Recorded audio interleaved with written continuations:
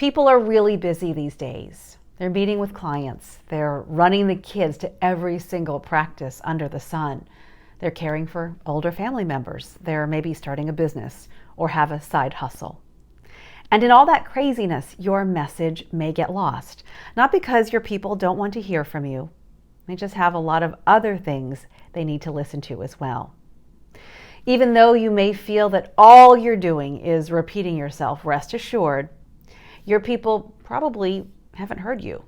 They miss the message because they're busy. Say what you need to say over and over again, and the right people will hear when the time is right.